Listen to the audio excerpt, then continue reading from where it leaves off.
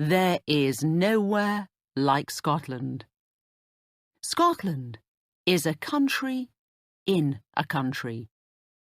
It is part of Great Britain, England, Scotland, and Wales, and of the United Kingdom, England, Scotland, Wales, and Northern Ireland.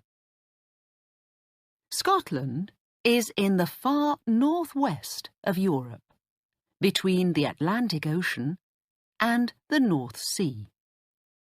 It is often cold and grey, and it rains a lot in some parts of the country. But the people of Scotland love their country, and many visitors to Scotland love it too. They love the beautiful hills and mountains of the north, the sea and the 800 islands and the 6 cities, Edinburgh, Glasgow, Aberdeen, Dundee, Inverness, and Stirling. The country is special, and Scottish people are special too, often warm and friendly. There are about 5 million people in Scotland. Most Scots live in the south, in or near the big cities of Edinburgh and Glasgow. Most of the north of the country is very empty. Not many people live there. A Scottish person is also called a Scot, but you cannot talk about a Scotch person. Scotch means whisky, a drink made in Scotland. Scottish people are British because Scotland is part of Great Britain, but you must not call Scottish people English. The Scots and the English are different. These days, everyone in Scotland speaks English, but at one time, people in the north and west of Scotland did not speak English. They had a different language, a beautiful language called Gaelic. About 60,000 people, 1% of the people in Scotland, speak Gaelic now. But many more want Gaelic in their lives because it is part of the story of Scotland. Scotland is not a very hot country. In the summer, the days are long and it can be warm. But in the winter, the days can be just 7 hours long, and it often rains. For many years, Scotland was a poor country, but now things are better for most people. There is oil and gas in the sea between Scotland and Norway. Edinburgh is an important place for money, and there are big banks there, like the Royal Bank of Scotland. People in many countries drink Scotch whisky, and the whisky business makes a lot of money for Scotland. Tourists visit this beautiful country, and that brings money to Scotland too. Many people love living and working there, and more than 20 million visitors go to Scotland each year.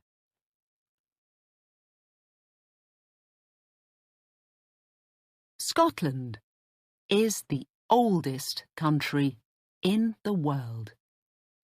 Why? Because the hills of the northwest and the Hebridean Islands are more than 2,000 700 million years old. You can walk on some of the oldest rocks in the world there. People first lived there 9,000 years ago. At Skara Brae, on the Orkney Islands, in the far north of Scotland, you can see the houses of early people from about 5,000 years ago. The houses at Nap of Hower, also on the Orkneys, are the oldest in Europe. The Romans went to Scotland, but they did not stay there for long. Between AD 122 and 128, they built Hadrian's Wall. It was 117 kilometres long and went from sea to sea across the most northern part of England. The Romans stayed in England for nearly 300 years, until about AD 400, and then they left and went back to Rome. Today, you can visit Hadrian's Wall in the north of England and walk along parts of it.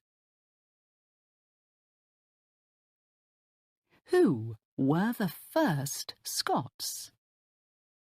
The people north of Hadrian's Wall were called Picts by the Romans. We can still see some of their story in their pictures in stone. But there were also Scotti from Ireland. The name Scotland comes from the Scotti. Vikings from Norway, and some English people from the south. These different peoples came under one king in the 800s. The first king of all the Scots, many people say, was Kenneth MacAlpin. He was king from 843 to 858. But the most famous Scottish king of this early time is Macbeth, 1040 to 1057. He is famous because Shakespeare wrote about him. For Shakespeare, Macbeth was a very bad man, but he was not worse than many other kings of those early days. There were many battles between England and Scotland. One important Scot was William Wallace, about 1270 to 1305. You can learn about him in the film Braveheart. Then, in 1314, the Scottish king, Robert the Bruce, took his men to the Battle of Bannockburn. After the battle, 10,000 Englishmen were dead, and Robert became one of the most important kings in the story of Scotland.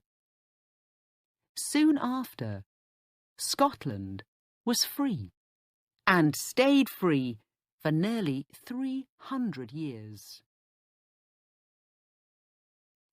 In 1542, a little girl called Mary became Queen of Scotland. She was 6 days old, and only the second woman to be Queen of this country. Mary, Queen of Scots, became a tall and beautiful woman, but some Scots did not want her to be queen. Mary went to England and asked Elizabeth, the English queen, for help, but she did not get it. she never returned to Scotland and died in England after 19 years. Mary's son, James Stuart, became King of Scotland, and then King James I of England too. In 1707, the two countries became Great Britain. In the 1700s, Scotland was more like two countries than one. There were rich cities in the south, but there were poor country people in the Highlands, the hill country in the centre and the north of Scotland. At that time, Edinburgh was one of the most important cities in Europe, and many famous thinkers lived there. Then, in the 1800s, Glasgow became rich. People built big ships there, and later, trains. So, the south of Scotland had busy cities with beautiful buildings, lots of work, and money. In the Highlands, things were very different. After 1714, Great Britain had German kings from Hanover in North Germany.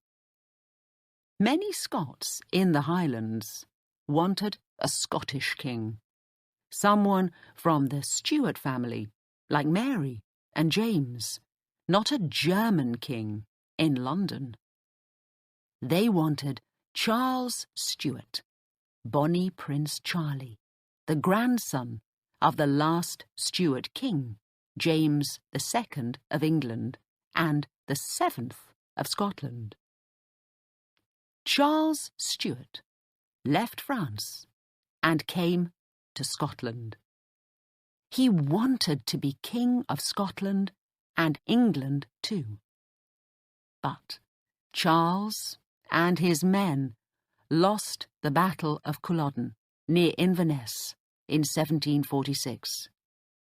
Culloden was the last big battle in Great Britain.